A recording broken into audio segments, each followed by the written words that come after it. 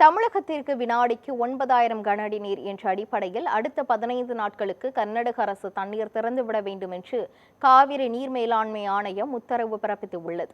தமிழ்நாட்டிற்கு அடுத்த 15 நாட்களுக்கு தினமும் வினாடிக்கு 9,000 கனஅடி வீதம் தண்ணீர் திறக்க காவிரி நீர் ஒழுங்காற்று குழு பரிந்துரைத்துள்ளது. இந்த நிலையில் டெல்லியில் காவிரி நீர் மேலாண்மை ஆணையத்தின் 56வது ஆலோசனை கூட்டம் நடைபெற்றது.